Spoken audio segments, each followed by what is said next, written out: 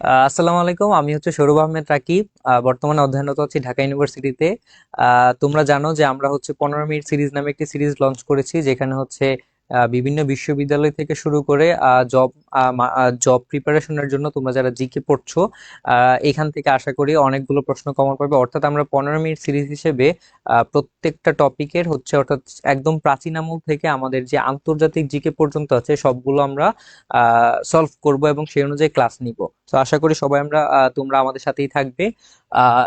এবার আমরা হচ্ছে গত ক্লাসে দেখেছিলাম যে প্রাচীন বাংলার যে ইতিহাস দিয়ে শুরু করেছিলাম, এবং এবার আমরা দেখবো যে বাঙালি জাতির যে আবির্ভাব ঘটেছে সেটা কিভাবে ঘটেছে। আমরা গত ক্লাসে জনপদ নিয়ে পড়াশোনা করেছি, এবং এই ক্লাসে হচ্ছে আমরা দেখব যে বাঙালি জাতির যে আবির্ভাব ঘটেছে সেটার হচ্ছে আদ্যোপান্ত। ঠিক আছে, দেখো বাঙালি জাতির মূল জনগোষ্ঠী হচ্ছে বাঙালি জাতির মূল জনগোষ্ঠী কোথা থেকে আসছে। আমাদের যে সমগ্র বাঙালি জনগোষ্ঠীকে মূলত দুইটা ভাগে ভাগ করা যায়। কয়টা ভাগে ভাগ করা যায়? দুইটা ভাগে। একটা হচ্ছে অনার্য জনগোষ্ঠী, আরেকটা হচ্ছে আর্য জনগোষ্ঠী। এই যে অনার্য জনগোষ্ঠী আছে, এই অনার্য জনগোষ্ঠীকে আবার হচ্ছে চার ভাগে ভাগ করা যায়। কয় ভাগে? চার ভাগে ভাগ করা যায়। এই যে দেখো এখানে লেখা আছে আমাদের যেই, আরেকবার রিপিট করি, আমাদের বাঙালি জাতির মূল জনগোষ্ঠীকে হচ্ছে দুই ভাগে ভাগ করা যায়। একটা হচ্ছে আর্য জনগোষ্ঠী, আরেকটা হচ্ছে অনার্য জনগোষ্ঠী। এই অনার্য জনগোষ্ঠীকে আবার চার ভাগে ভাগ করা যায়। একটা হচ্ছে অস্ট্রিক, নেগ্রিটো, মঙ্গোলীয়, এবং হচ্ছে আমরা দেখবো এখানে দেখো সবগুলো আছে দ্রাবিড়। ঠিক আছে, তো প্রথমে যদি আমরা দেখি যে এই চার ভাগে ভাগ করেছি, এটা হচ্ছে অস্ট্রিক। যেটা অস্ট্রিক সেটার হচ্ছে আমরা যদি তার বৈশিষ্ট্যগুলো দেখি যে অস্ট্রিক জাতি আমরা কাদেরকে বলবো। ধারণা অনুযায়ী বাঙালির মূল অংশ এই জনগোষ্ঠী থেকে উদ্বুদ্ধ। অর্থাৎ বাঙালির যে মূল অংশ সেটা ধারণা করা হয় যে এই যে অস্ট্রিক জাতি থেকে উদ্বুদ্ধ হয়েছে। এবং প্রায় কত বছর, 5,000 বছর আগে অস্ট্রেলিয়া, অস্ট্রিক নাম শুনে তোমরা বুঝতে পারতেছো সেটা কি হবে, এই যে অস্ট্রেলিয়া হবে। অস্ট্রেলিয়া ও ইন্দোনেশিয়ার মধ্য দিয়ে এদেশে আসে। কোথা দিয়ে আসে?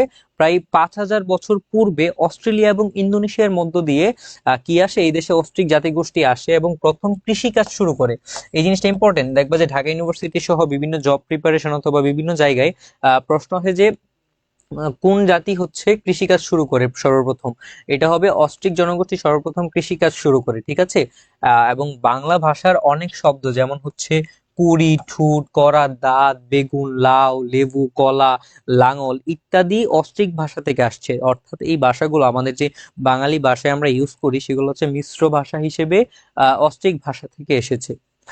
তারপর 2 নাম্বার যেটা আমরা দেখবো সেটা হচ্ছে কি, নেগ্রিটো। নেগ্রিটো, এই যে দেখো ইংলিশেও সেটা লেখা আছে নেগ্রিটো।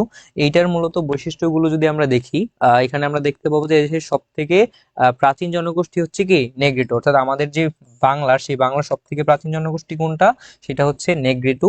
এবং সাঁওতাল, হাড়ি, চন্ডাল, ডুমদের উত্তরসূরি ধরে নেওয়া হয়। কাদেরকে ডুমদের উত্তরসূরি ধরে নেওয়া হয়? আমাদের সাঁওতাল, হাড়ি, চন্ডাল এবং ডুমদের উত্তরসূরি হিসেবে ধরে নেওয়া হয় নেগ্রিটোকে। ঠিক আছে, নেগ্রিটোকে সাঁওতাল, হাড়ি, চন্ডাল, ডুমরেদুর উত্তরসূরি হিসেবে ধরে নেওয়া হয়। সবাই আমার সাথে সাথে একবার করে ক্লাসে যখন পড়বা সবগুলো নোট ডাউন করবা, প্লাস হচ্ছে সবগুলো একবার বলার চেষ্টা করবা। তাহলে কি হয়, ক্লাসে যদি তুমি রেসপন্স করো তখন তোমার নিজের জিনিসগুলো অনেক তাড়াতাড়ি মুখস্থ হয়ে যায়। কি কি আমরা দেখলাম যে সাঁওতাল, হাড়ি, চন্ডাল, ডুমদের উত্তরসূরি ধরে নেওয়া হয় কাকে কে?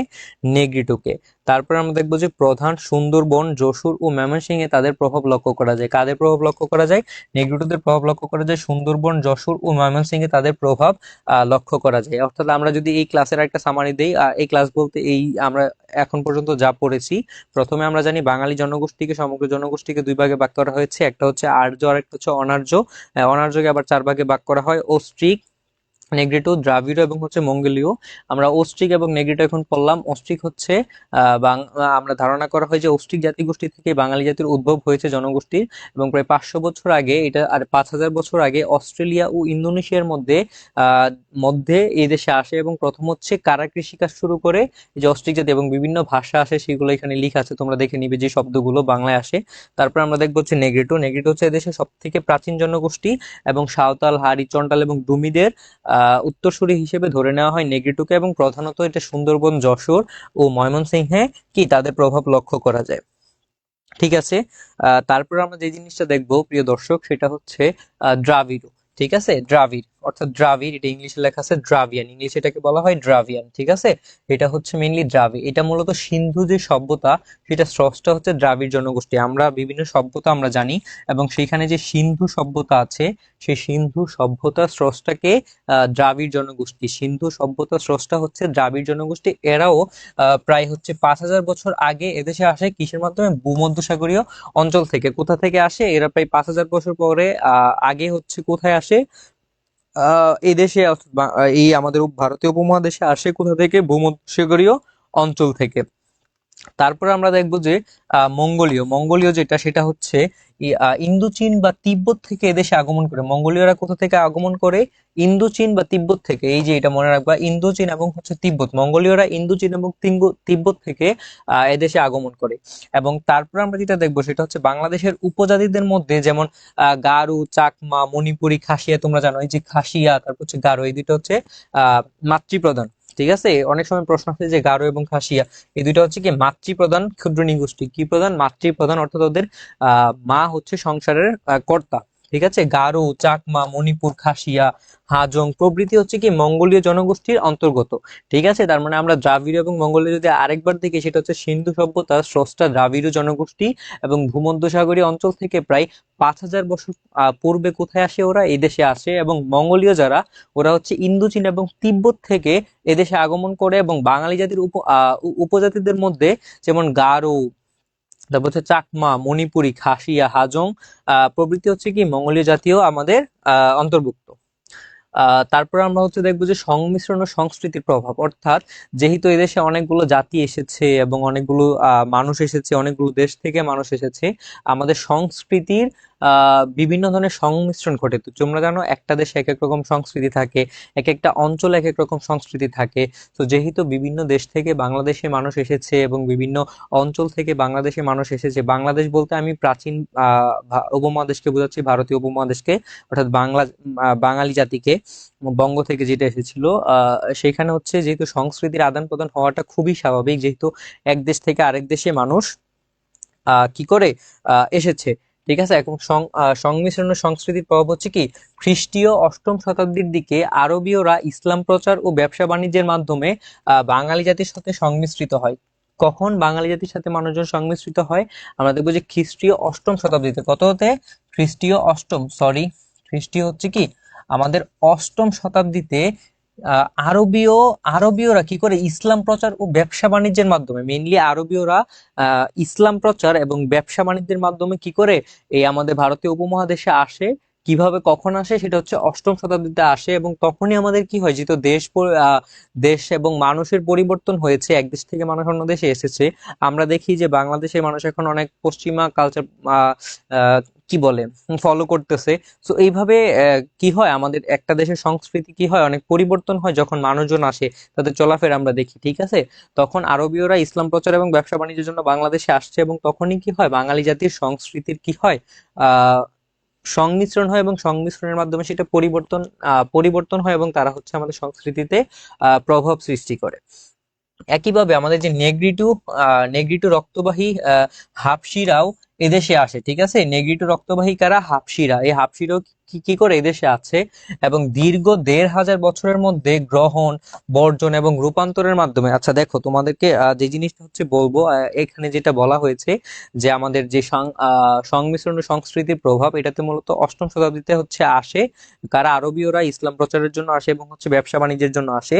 এবং তারপরে হচ্ছে কি আমাদের নেগ্রিটোর যে হাবশিরা আসে, এবং এরা যে আসে, ওদের আচার ব্যবহার, ওদের সংস্কৃতি, ওদের কথাবার্তা, ওদের দেশের যে রীতিনীতি, কালচার, সেগুলো হচ্ছে কি আমাদের দেশের মানুষরা দেখে এবং দেখে প্রভাবিত হয়, এবং সেইভাবে একটা কি সংস্কৃতি পরিবর্তন হয়, ঠিক আছে। এবং এইভাবে আস্তে আস্তে আমাদের যে বাঙালি জাতি সেটা হচ্ছে গড়ে ওঠে। তারপরে আমরা হচ্ছে অনার্য জনগোষ্ঠী নিয়ে এতক্ষণ আলোচনা করলাম, এটা যে 4টা ভাগ ছিল। এবার আমরা দেখবো যে আর্য জনগোষ্ঠী, ঠিক আছে। আর্য জনগোষ্ঠী এটা মূলত কি? আর্য শব্দের অর্থ হচ্ছে মূলত সদংশজাত, ঠিক আছে। আর্য শব্দের অর্থ কি? সদংশজাত, ঠিক আছে। এবং আর্য প্রায় 2,000 বছর আগে ইরান ও রাশিয়ার ইউরাল ইউরাল ও ককেশাস পর্বতমালা থেকে কোথা থেকে আসে? 2000 বছর আগে ইরান ও রাশিয়ার ইউরাল ও ককেশাস পর্বতমালা থেকে এদেশে প্রবেশ করে এবং আগমনের সময় খাইবার পাসের পথ কি করে? আগমনের সময় খাইবার পাসের পথ ব্যবহার করে আফগানিস্তান ও পাকিস্তানের মধ্যে দিয়ে বাংলা অঞ্চলে আসে। কি করে? আগমনের সময় খাইবার পাসের পথ ব্যবহার করে, কোন পথ ব্যবহার করে? খাইবার পাসের পথ ব্যবহার করে আফগানিস্তান ও পাকিস্তানের মধ্য দিয়ে। তোমরা জানো সাম্প্রতিক কালে আফগানিস্তান নিয়ে হচ্ছে আমাদের এবং পাকিস্তানের মধ্যে বিভিন্ন সংঘাত ঘটেছে 15 অক্টোবর থেকে শুরু করে। আছে আমরা রিসেন্ট না যাই, আফগানিস্তান ও পাকিস্তানের মধ্য দিয়ে কি বাংলা অঞ্চল আসে, বাংলা অঞ্চলে আসে। তারপর তো আমরা যেটা দেখবো সেটা হচ্ছে আর্যরা সনাতন ধর্মাবলম্বী। ঠিক আছে, অনেক সময় আর্যদের ধর্ম নিয়ে প্রশ্ন আসে বিভিন্ন ইউনিভার্সিটিতে বা চাকরি পরীক্ষায়, যে আর্যরা কোন ধর্মাবলম্বী? আর্যরা সনাতন ধর্মাবলম্বী এবং তাদের ধর্মগ্রন্থ হচ্ছে বেদ। এই প্রশ্নটা অনেক ইম্পর্টেন্ট, এই প্রশ্নটা অনেকবার এসেছে, অনেক বোর্ড প্রশ্নে, আরে অনেক তোমার হচ্ছে চাকরি পরীক্ষা এবং এডমিশন টেস্টে সেটা এসেছে কি আর্যরা কি কোন ধর্মগ্রন্থ? তারা হচ্ছে তাদের ধর্মগ্রন্থের নাম হচ্ছে বেদ থেকে কি ঋগ্বেদ সৃষ্টি হয়েছে। ধর্মগ্রন্থ যে বেদ সেটা থেকে ঋগ্বেদ সৃষ্টি হয়েছে এবং আমাদের এই আর্যদের যে ধর্মগ্রন্থ সেটা কি? সেটা হচ্ছে বেদ। বেদ থেকে ঋগ্বেদ সৃষ্টি হয়েছে এবং আদি নিবাস ছিল কি ইউরাল পর্বতের দক্ষিণে কিরগিজ তৃণভূমিতে। কিরগিজ তৃণভূমিতে আদি নিবাস ছিল ওদের, কিরগিজ তৃণভূমিতে। এটা কোথায়? ইউরাল পর্বতের দক্ষিণে অবস্থিত। তারপর আমরা দেখবো যে আর্য ও অনার্য, অনার্যদের সংমিশ্রণ কিভাবে ঘটে। আর্য এবং অনার্য আমরা জানি অনার্যরা 5000 বছর পূর্বে এসেছিল এবং আর্যরা দেখেছি আমরা 2000 বছর পূর্বে এসেছে এবং ওদের ভিতর যে একটা সংমিশ্রণ ঘটেছে, সংস্কৃতির আদান প্রদান হয়েছে, রাজনীতি, কালচারাল বিভিন্ন জিনিস প্রভাবিত করেছে। সেই জিনিসগুলো কিভাবে সংমিশ্রিত হয়েছে আমরা যদি দেখি যে প্রাচীন বাঙালি জাতি মূলত অস্ট্রিক ও দ্রাবিড় জনগোষ্ঠীর সংমিশ্রণে গড়ে উঠেছে। ঠিক আছে, কি কি? প্রাচীন বাঙালি জাতি মূলত অস্ট্রিক ও দ্রাবিড় জনগোষ্ঠীর সংমিশ্রণে গড়ে উঠেছে এবং প্রায় 5000 বছর আগে অস্ট্রিক জাতি ইন্দোচীন হয়ে আসাম দিয়ে বাংলায় প্রবেশ করে। কারা? অস্ট্রিক জাতি। অস্ট্রিক জাতি মনে রাখবে, ইম্পর্টেন্ট। অস্ট্রিক জাতি ইন্দোচীন হয়ে কি আসাম দিয়ে বাংলায় প্রবেশ করে এবং তারপরে দ্রাবিড় জাতি আসে এবং যারা সভ্যতায় অস্ট্রিকদের চেয়ে উন্নত ছিল। কারা? দ্রাবিড়রা হচ্ছে সভ্যতায় অস্ট্রিকদের চেয়ে উন্নত ছিল। ঠিক আছে, তারপরে আমরা দেখবো যে মঙ্গোলয়েড জনগোষ্ঠীর উপজাতিরাও পরবর্তীতে সংমিশ্রিত হয়ে বাঙালি জাতি তৈরি করে। ঠিক আছে, অর্থাৎ আমরা যে দেখলাম অনার্যর যে চারটা যেই ভাগ, চারটা জাতি হিসেবে আমরা ভাগ করেছি, সেখানে আমরা যদি আরেকবার একটু রিভিউ দেই যে প্রাচীন বাঙালি জাতি মূলত অস্ট্রিক ও দাবরি জনগোষ্ঠীর মিশ্রণে গড়ে ওঠে এবং 500 বছর পরে যে 500 বছর পূর্বে যেই অস্ট্রিক জাতি ইন্দোচীন হয়ে আসাম দিয়ে বাংলায় আসে, তারপরে যে দ্রাবিড় জাতি আসে যারা সভ্যতায় অস্ট্রিকদের চেয়ে উন্নত ছিল। তারপরে আমরা দেখবো যে মঙ্গলের জনগোষ্ঠীর উপজাতিরাও কি পরবর্তীতে সংমিশ্রিত হয়ে আমাদের যে বাঙালি জাতি সেটাকে গড়ে তুলেছে। তারপর আমরা দেখবো যে ভাষা ও সাংস্কৃতিক পরিচয়। ঠিক আছে, ভাষা ও সাংস্কৃতিক পরিচয়টা কেমন? যেমন অস্ট্রিক ভাষা ছিল বাংলার আদিম জনগোষ্ঠীর ভাষা। ঠিক আছে, অস্ট্রিক ভাষা, অস্ট্রিক জাতির ভাষা ছিল কি অস্ট্রিক ভাষা এবং এই যে অস্ট্রিক ভাষা এটা ছিল বাঙালির আদিম জনগোষ্ঠীর ভাষা এবং বাঙালি জাতি পরিচিত ছিল মূলত শঙ্কর। এই জিনিসটা অনেক ইম্পর্টেন্ট। বাঙালি জাতি কি হিসেবে পরিচিত ছিল? বাঙালি জাতি পরিচিত ছিল মূলত শঙ্কর জাতি হিসেবে। কি জাতি হিসেবে? শঙ্কর জাতি হিসেবে পরিচিত ছিল। অর্থাৎ শঙ্কর জাতি বলতে বোঝায় বিভিন্ন জাতির যে সংমিশ্রণ। ঠিক আছে, অর্থাৎ মিশ্রণে আমি ইতিমধ্যেই তোমাদেরকে বলেছি বাঙালি জাতি বিভিন্ন জাতির মিশ্রণে গঠিত হয়েছে। তার মানে শঙ্কর জাতি কেন বলা হতো বাঙালি জাতিকে? বাঙালি জাতিকে বলা হতো বিভিন্ন জাতির সংমিশ্রণের কারণে যেহেতু এই জাতি গঠিত হয়েছে, এই জন্য এটাকে শঙ্কর জাতি হিসেবে পরিচিত অথবা পরিচিতি লাভ করে। বাংলা শব্দ এবং শনাক্তকরণ কিভাবে হয়? এই যে আমাদের বাংলা শব্দটা হয়েছে, এটা কিভাবে শনাক্তকরণ হয়েছে এবং এটার ইতিহাসটা কি সেটা যদি দেখি। বাংলা শব্দের উৎপত্তি মেইনলি আমাদের যে বঙ্গ থেকে। আমরা জানি বঙ্গ আমরা পড়েছিলাম একটা জনপদ ছিল যেটা মূলত ঢাকা, বৃহত্তর ঢাকা, বরিশাল এগুলো নিয়ে গঠিত হয়েছে এবং বাংলা শব্দের উৎপত্তি কি বঙ্গ শব্দ থেকে মূলত। এবং সর্বপ্রথম এই বঙ্গ শব্দ পাওয়া যায় কোথায়? ঋগ্বেদের ঐতরেয় আরণ্যক গ্রন্থে। কোথায়? ঋগ্বেদের ঐতরেয় আরণ্যক গ্রন্থে সর্বপ্রথম বঙ্গ শব্দের ব্যবহার পাওয়া যায়। সর্বপ্রথম আমাদের দেশবাচক যে বাংলা, ঠিক আছে, সর্বপ্রথম দেশবাচক যে বাংলা সেটা হচ্ছে আমাদের আইনি আকবরী গ্রন্থে। কোথায়? কার লেখা? সেটা হচ্ছে আমাদের আবুল ফজলের লেখা আইনি আকবরী গ্রন্থে পাওয়া যায়। কোন গ্রন্থে? ইম্পর্টেন্ট, মনে রাখবা এই জিনিসগুলো কিন্তু ইম্পর্টেন্ট, অনেক প্রশ্ন আসে এগুলো থেকে। সর্বপ্রথম বঙ্গ শব্দ পাওয়া যায় ঋগ্বেদের ঐতরেয় আরণ্যক গ্রন্থ থেকে এবং আমাদের যে বাংলা শব্দ সেটা আসে কোথা থেকে? মূলত আবুল ফজলের আইনি আকবরে সর্বপ্রথম এটা লেখা থাকে, সেটা হচ্ছে বাঙ্গালা হিসাবে লেখা ছিল। ঠিক আছে, এখানে হয়তো একটু মিস্টেক হয়েছে, বাঙ্গালা হিসাবে এটা লেখা ছিল। এবং সুপ্রাচীন বঙ্গদেশের সীমা উল্লেখ আছে ডক্টর কোথায়, নিহারঞ্জন রায়ের বাঙালির ইতিহাস গ্রন্থে। আমাদের যেই সুপ্রাচীন বঙ্গদেশের যে সীমা উল্লেখ আছে সেটা মূলত কোথায় আছে, ডক্টর নিহারঞ্জন রায়ের বাঙালির ইতিহাস গ্রন্থে। ঠিক আছে, এবং আমরা এই ক্লাসের একদম লাস্ট পর্যায়ে চলে আসছি। দেখো, তারপরে আমরা কি জানি যে জাতীয় পরিবার হিসেবে যে আলেকজান্ডার গ্রিক আর্য বংশের মেসিডোনিয়ার রাজা ফিলিপসের ছেলে ছিল। কে? আলেকজান্ডার। আলেকজান্ডার কে ছিল? আলেকজান্ডার ছিল হচ্ছে কি গ্রিক আর্য বংশের কে একজন বিখ্যাত রাজা, মেসিডোনিয়ার রাজা কি ফিলিপসের ছেলে। কার ছেলে? ফিলিপসের ছেলে। এবং তার শিক্ষা ছিল হচ্ছে উনি মূলত এরিস্টটল তাকে শিক্ষাদান করেন। কে শিক্ষাদান করেন? অর্থাৎ আলেকজান্ডারের গুরু কে? আলেকজান্ডারের গুরু হচ্ছে আমাদের এরিস্টটল।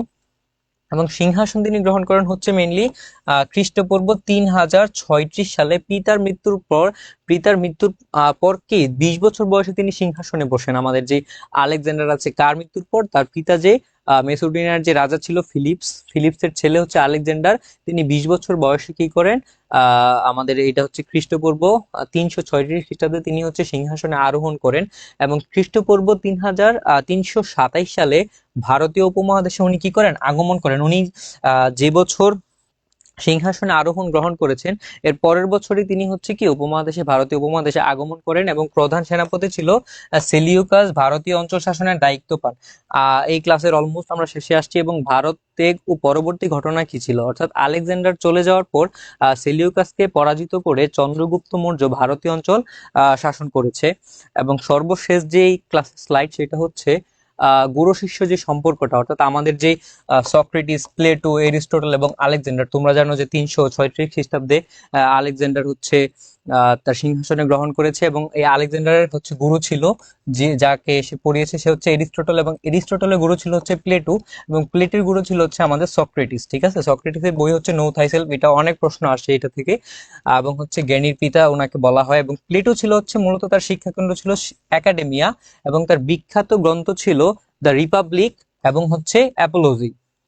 তারপর আমরা এরিস্টটলের শিক্ষাক্ষেত্র দেখবো যে হচ্ছে লাইসিয়াম। এবং তিনি কয়েকটা জিনিসের হচ্ছে জনক ছিলেন, প্রধানত রাষ্ট্রবিজ্ঞান, প্রাণীবিজ্ঞান এবং যুক্তিবিদ্যার তিনি হচ্ছে জনক ছিলেন। কে জনক ছিলেন? সেটা হচ্ছে এরিস্টটল।